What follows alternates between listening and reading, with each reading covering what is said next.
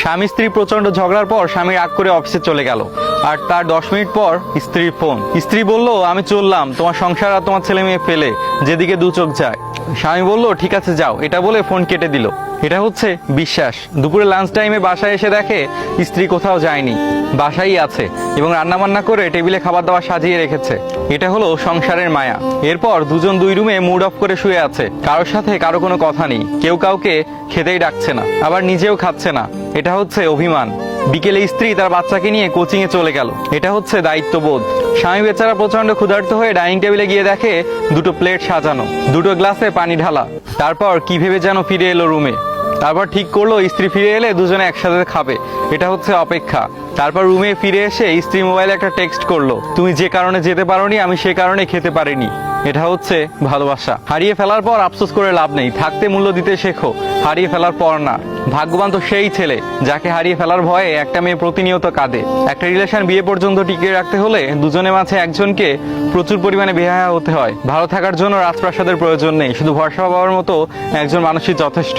প্রথম পরিচয়ে যাদেরকে ভালো মানুষ মনে করি, পরে দেখা যায় তারাই সব থেকে খারাপ। রাগের মাথায় একমাত্র তাকেই যা তা বলা যায়, যাকে নিজের থেকেও বেশি ভালোবাসা যায়। আচ্ছা, পরিবারে ওঝা দেখিয়ে যারা ছেড়ে চলে যায়, তারা কি সত্যিই ভালোবেসেছিল? মেয়েরা সবকিছুর ভাগ দিতে পারে, কিন্তু তার ভালোবাসার মানুষের ভাগ কাউকেই দিতে পারে না। এমনকি তার আশেপাশে অন্য কোনো মেয়ের ছায়া পর্যন্ত সহ্য করতে পারে না।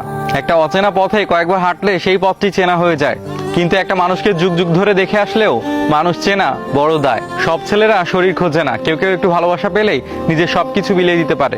রাগী মেয়েদের প্রেমে পড়েন ভাই, জিতবেন। কারণ রাগী মেয়েগুলো তার ভালোবাসা মানুষের প্রতি খুব বেশি যত্নশীল হয়। কারোর জন্য অপেক্ষা করার আগে এই জিনিসটা বিচার করে নিও যে যার জন্য অপেক্ষা করছো সেই মানুষটা তোমাকে কতটা চায়। টাকা থাকলে পৃথিবী কেনা যায়, আর টাকা না থাকলে পৃথিবী চেনা যায়। যার মাথায় একবার টাকা আর ফ্যামিলি টেনশন ঢুকে গেছে, তার বুকে আর ভালোবাসার কোনো স্থান থাকে না। মানুষ বড়ই আজীব। ছোটবেলায় পুতুলকে মানুষ ভেবে খেলে, আর বড় হলে মানুষকে পুতুল ভেবে খেলে। কে কার কতটা আপন আর কে কার কতটা পর, সেটা কোনো মুখের কথাই নয়, একমাত্র খারাপ সময় আসলেই বোঝা যায়।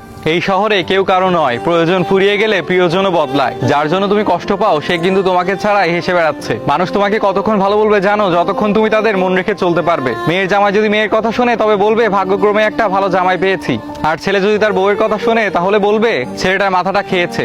কি নিয়ম রে ভাই! আমি যে মেয়েটাকে বিয়ে করব তাকে শুধু একটা কথাই বলবো, শোনো, তুমি আমার থেকে ততটুকুই ভালোবাসা আশা করতে পারো যতটুকু ভালোবাসা তুমি আমার মা এবং বাবাকে দিতে পারবা। তোমার বন্ধু যখন বিপদে থাকবে তখন সে না ডাকলেও তুমি তাকে সাহায্য করবে, কিন্তু যখন সে খুশি বা আনন্দে থাকবে তখন সে না ডাকলে তুমি যেও না। জীবনে কষ্ট পাওয়া খুব দরকার, কারণ কষ্ট পেলে মানুষ প্রতিষ্ঠিত হতে শেখে। খরচ করার পর যা অবশিষ্ট থাকে তা সঞ্চয় না করে সঞ্চয় করার পর যা অবশিষ্ট থাকে তাই খরচ করুন। মানুষ গুহা ছাড়লো, গাছের ছাল ছাড়লো, কাঁচা মাংসও ছাড়লো, এমনকি নিজের মনুষ্যত্ব বোধটাও ছাড়লো, কিন্তু অন্যের ভালো দেখে হিংসা করাটা আজও ছাড়তে পারলো না। কথা হজম করতে শিখুন, এটা অনেক বড় গুণ। এটা আপনাকে জীবনে জিততে সাহায্য করবে। কখনো তর্ক করে জিততে যাবেন না, এটা সময়ের অপচয়। আপনাকে যারা বিশ্বাস করে না তাদের কথা বাদ দিন, নিজেকে বিশ্বাস করুন। নিজের প্রতি বিশ্বাসী আপনাকে সবার মাঝে বিশ্বাসী করে তুলবে।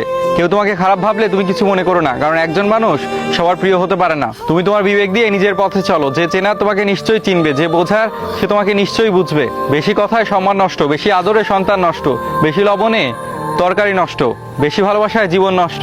মানুষ যখন অপরাধ করে তখন সামনে পেছনে ডানে বামে সব দিকেই তাকায়, শুধু উপরে তাকাতেই ভুলে যায়। যার রাগ আর জেদ বেশি তার জীবনে কেউ থাকতে চায় না। নিজের স্ত্রীকে সম্মান করুন, কারণ সে শুধুমাত্র দুমুঠো ভাত কাপড়ের জন্য তার বাবা মাকে ছেড়ে আসে না। সত্য একবার বলতে হয়, সত্য বারবার বললে মিথ্যার মতো শোনায়, আর মিথ্যা বারবার বলতে হয়, মিথ্যা বারবার বললে সত্যর মতো শোনায়। সম্পর্কের এক পর্যায়ে আমরা একে অপরকে কেমন আছো এই কথাটা জিজ্ঞেস করতেই ভুলে যাই।